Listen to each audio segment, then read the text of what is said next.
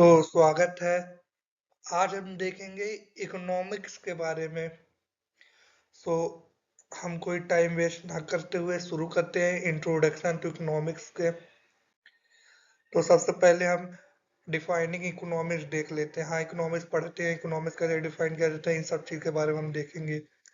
So economic is a fundamentally the study of scarcity, choice and resources allocation. It explores how individual and society make decisions to optimize limited resources, impacting everything from consumer behavior to government policy in interconnected global economy. ये चीज है। Then हम देखेंगे micro versus macro economics. अगर आप economics समझ रहे हैं तो मेनली दो पिलर होते हैं, एक होता है माइक्रो इकोनॉमिक्स, एक होता है मैक्रो इकोनॉमिक्स। जो माइक्रो इकोनॉमिक्स है वो इंडिविजुअल पे फोकस करता है, focus on individual choices and from behaviour shaping market dynamic and pricing strategy. और जो मैक्रो इकोनॉमिक है वो होल लेवल पे बात करते हैं, यानी ग्लोबल लेवल पे, यानी नेशनल लेवल पे। Economic addressing aggregate indicator like GDP हो गया, इन्फ्लेशन हो गया एंड एम्प्लॉयमेंट रेट हो गया, इन सब चीज के बारे में। फिर हम इकोनॉमिक सिग्निफिकेंस यानी इंपॉर्टेंस देखेंगे। Important of economic is vital for informed decision making in business and policy. It guide resources allocation, shape market interaction, and inform social policy, ultimately influencing societal prosperity and individual well-being across various sectors. So ये चीज है economics के important. Hope you understand well. फिर हम देखेंगे economic agent in action. तो सबसे पहले हम बात करेंगे कंज्यूमर की। तो consumer make choice based on preference and budget concentrate, directly influencing demand in the market. ये आप समझ गए होंगे। फिर हम बात करते हैं फर्म। तो फर्म क्या है? Firm produce good and services aiming to maximize profit. Firm का क्या मेन मोटिव रहता है कि हाँ ज़्यादा ज़्यादा प्रॉफिट हो इन सब चीज़ों से, while responding to consumer demand and competition. ये है। फिर हम गवर्नमेंट का देख लेते हैं। तो government regulate market and provide public good, ensuring stability and welfare through various economic policy. ये गवर्नमेंट का रोल है इकोनॉमिक्स में। फिर हम फॉरेन सेक्टर का देख लेते हैं। So the foreign sector engage in international trade impacting local economics through import, export and foreign investment. ये चीजें हैं, आपको समझ में आ गया होगा। फिर देखते हैं नेक्स्ट टॉपिक क्या है। Presentation road map. हाँ, मैं जो आपको बताने जा रहा हूँ उसका रोड मैप क्या है। तो हम इस सेक्शन में आउटलाइन करेंगे की objective, concept covered through the presentation. We will explore fundamental economics principle। जी हाँ, फंडामेंटल इकोनॉमिक प्रिंसिपल पे बात करेंगे। हम एनालाइज करेंगे माइक्रो एंड माइक्रो इकोनॉमिक के एक्सपेक्ट को, और डिस्कस करेंगे इंटरनेशनल डायनेमिक को, जो कि enabling professional to apply economic insight effectively in their field. तो हम चालू करते हैं। सबसे पहले हम बात करेंगे माइक्रो इकोनॉमिक फाउंडेशन पे। सो इसमें देखते हैं सप्लाई एंड डिमांड। अगर इकोनॉमिक्स की बात हो रही है तो आप लोग ये दिमाग में रखिए, सप्लाई एंड डिमांड की बात होगी। ये एक बेसिक कंसेप्ट है। तो understanding supply and demand fundamental to economic, this concept how market equilibrium is established where the quantity supply equal the quantity demand, helping to determine price and allocation of resources in the economy। ये चीज है। फिर हम देखते हैं consumer behaviour insight. सबसे पहले हम यूटिलिटी देखते हैं। Utility measure satisfaction derive from consumption, influencing individual choice and demand for good. ये है। फिर हम बजट कंसंट्रेट पे बात कर लेते हैं, सॉरी कंसर्न नहीं, कॉन्स्ट्रेंट। तो budget constraint limit consumer choices, balancing desire against available income and impacting purchase decision. ये चीज है। फिर हम देखते हैं production and cost. So understanding production and cost is essential for firm to make effective decision. In short run, businesses experience fixed and variable costs, while in long run, all costs become variable. allowing the optimal resources allocation in strategies planning। ये है। फिर हम देखते हैं market structure overview, हम देख लेते हैं। पहले हम देखते हैं परफेक्ट कंपटीशन, फिर हम देखेंगे मोनोपोली, फिर हम देखेंगे ओलिगोपोली। देखते हैं perfect competition, numerous firm exit, यानी काफी फर्म एग्जिट रहती है जो कि क्या करती है, producing identical product leading to optimal resources allocation. फिर हम देखेंगे मोनोपोली। मोनोपोली मतलब सिंगल फर्म, ऐसी फर्म जो कि एक ही कंपनी है, वो उसका जो प्रोडक्ट बना रही है उसका कोई कंपटीशन नहीं, वही मार्केट में डोमिनेट कर रही है, अपने हिसाब से क्या कर सकती है, प्राइस ज्यादा मांग सकती है डिमांड को कम करके। तो कह सकते हैं कि इन्हीं के हाथ में पूरी कंट्रोलिंग रहती है सब कुछ के रिगार्डिंग मार्केट में, विदाउट कंपटीशन के ये रहते हैं।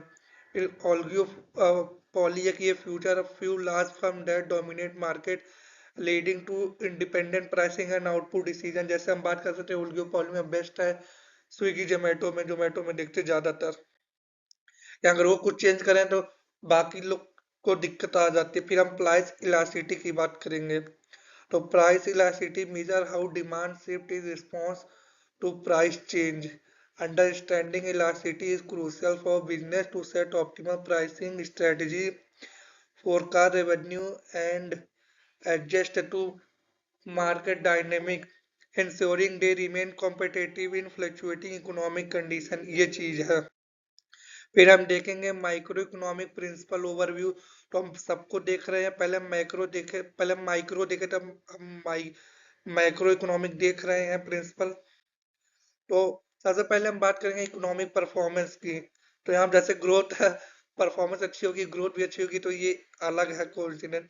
देखते हैं इकोनॉमिक परफॉर्मेंस इंक्लूडिंग जीडीपी यानी gross domestic product and inflation rate.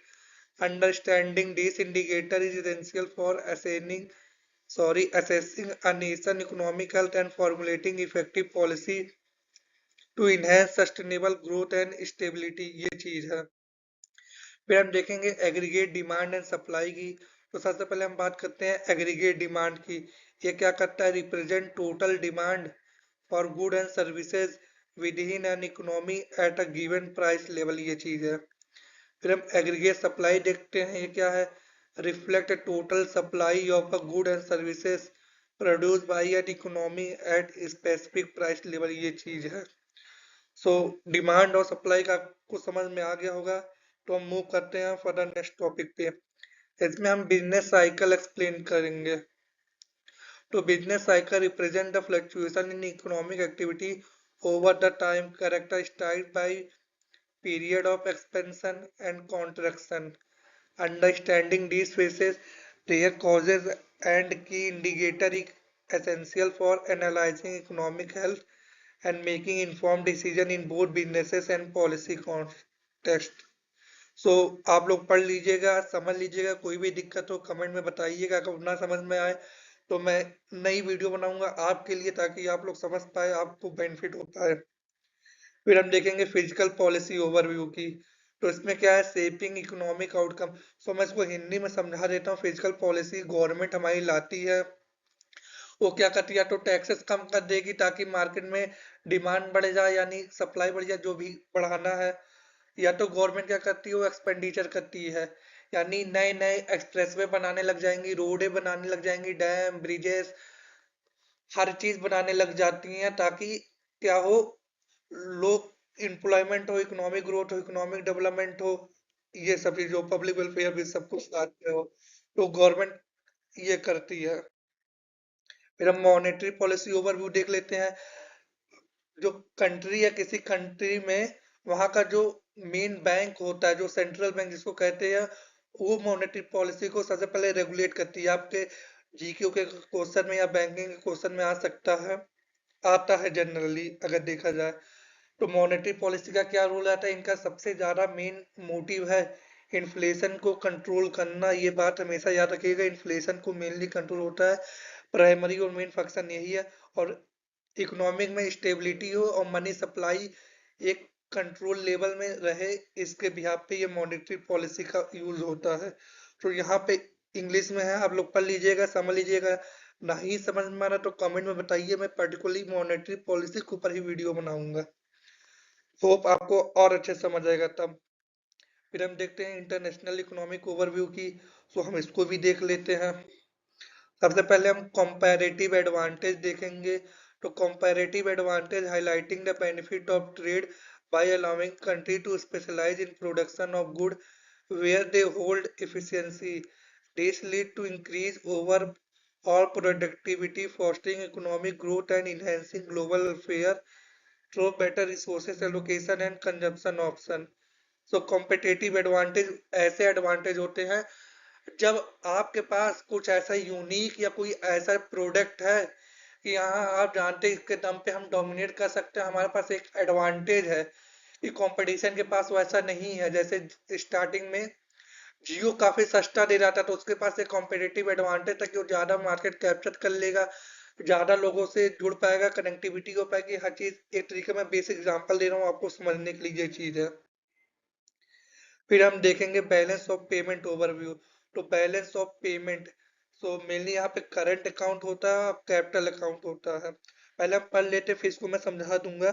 Current account major trade balance, income from abroad and current transfer over a period. बात की जाए कैपिटल अकाउंट की, तो capital account record capital transfer and acquisition of asset across border reflecting investment movement.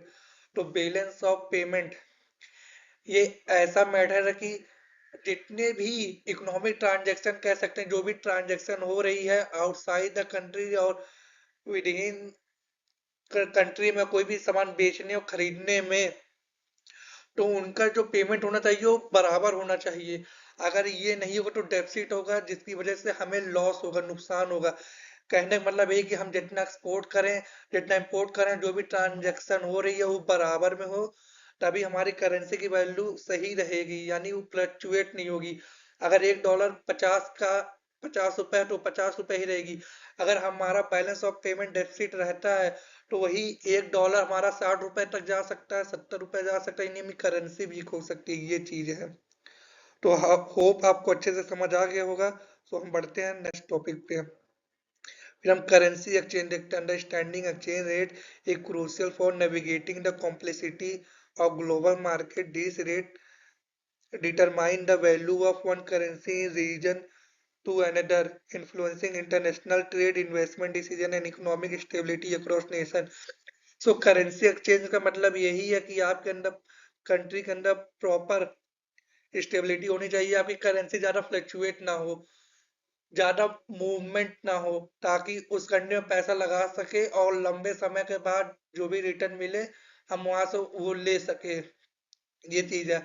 हम example के through समझते हैं कि भाई यूएसए का कोई है, अगर 100 करोड़ इंडिया में डाल रहा है, अगर करेंसी हमारी स्ट्रांग हो गई यानी अप्रिसिएट हो गया, 40 हो गई डॉलर, तो क्या होगा, नुकसान हो जाएगा। अगर भले उसे 10% का रिटर्न मिला लेकिन हमारी करेंसी 20% अप्रिसिएट हुई है तो उसका 10% का लॉस है। ये बहुत डीप कॉन्सेप्ट है, आपको मैं बेसिक बता दिया हूँ, आपको समझ आ गया होगा। सॉरी। ट्रेड पॉलिसी एक्सप्लेन हम करते हैं।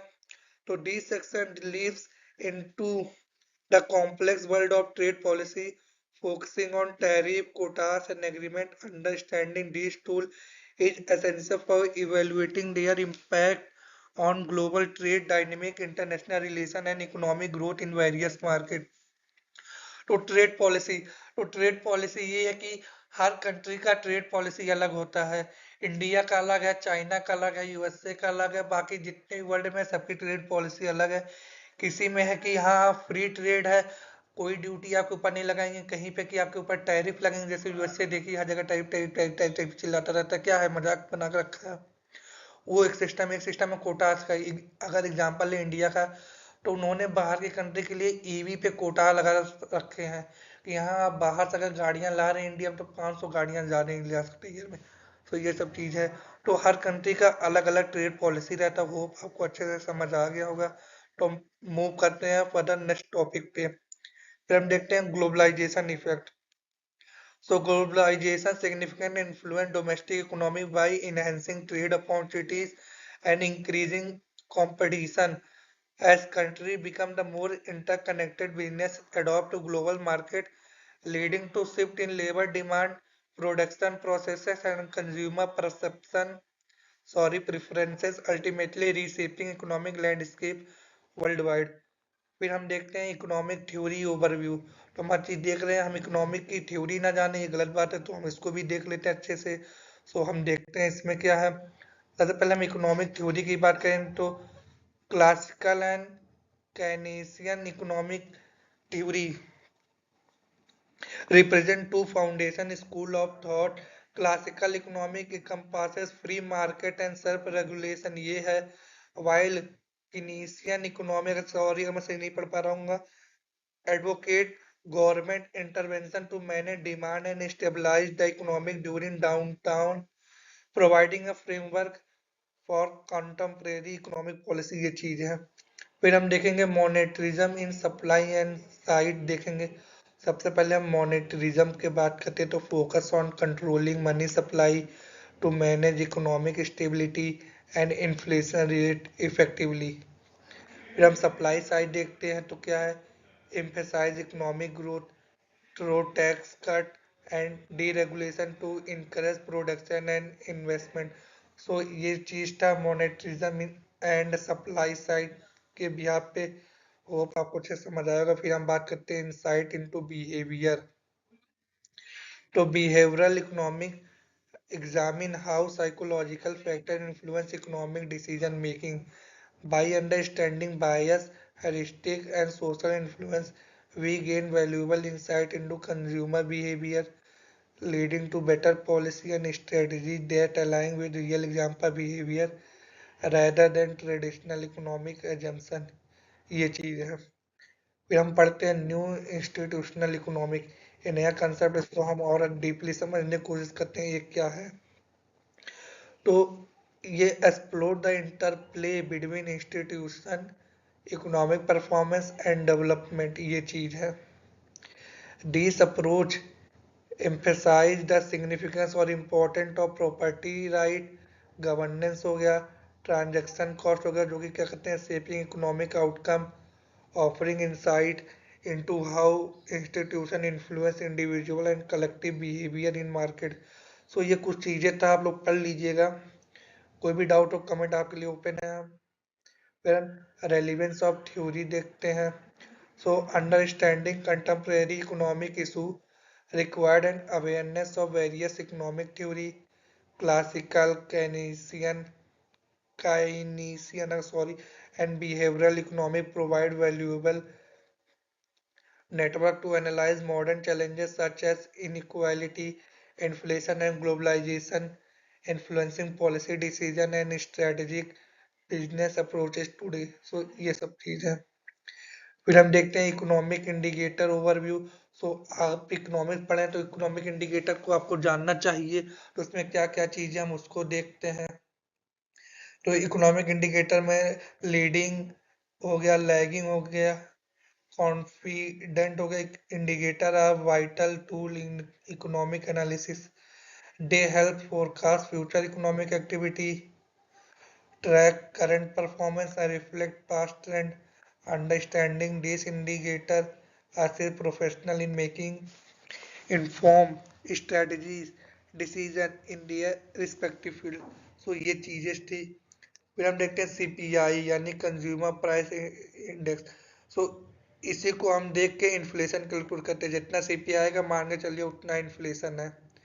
मेन हम इसी के बिहार पे इन्फ्लेशन को कहते हैं। Consumer price index major average price changes from a basket of consumer good. फिर ये पीपीआई यानी producer price index track average changes in selling price receive by domestic producer. तो सीपीआई मेन ही है। सीपीआई अगर मान चलिए 5% तो कह सकते हैं इन्फ्लेशन भी 5% है। ये बहुत महंगा है इन्फ्लेशन, 5% जो आपको लग रहा है काफी महंगा, काफी ज्यादा है। फिर हम देखते हैं अनएम्प्लॉयमेंट ओवरव्यू, हम इसको भी देख लेते हैं, सब देख रहे हैं तो। Unemployment is a critical economic indicator reflecting individual actively seeking work but unable to find employment. Understanding the different type of unemployment such as frictional, structural and cyclical help access the labor market health and inform policy decision for economic stability, ये चीज है। फिर हम देखते हैं productivity growth. सो हम इसमें क्या पढ़ेंगे, हम इसमें अंडरस्टैंडिंग करते हैं प्रोडक्टिविटी एंड ग्रोथ डेटा, जो कि essential for assessing economic performance. This section highlight the factor influence productivity, explore its relationship with economic growth, and provide insight into how businesses can leverage this inform for strategic decision making। ये चीजें हैं।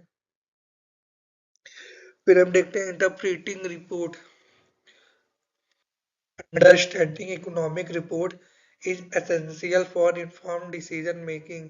These documents highlight key indicator, trend, and fostering analyzing then equip profession with insight into market behavior, facilitating strategic planning and resources allocating to navigate economic landscape effectively।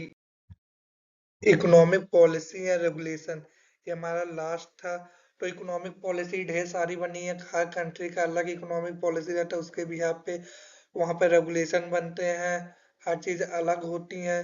से काफ़ी dynamic है, तो इसको हम explain नहीं कर पाएंगे उतना ब्रीफली, इसके लिए अलग से वीडियो बनानी पड़ जाएगी। सो अगर हाँ, अगर आप यहाँ तक देख लिए हैं तो आपके लिए थैंक्स। मिलते हैं नई वीडियो में नए टॉपिक के साथ। जब तक के लिए आप लोग अपना ध्यान रखिए। Bye, good night.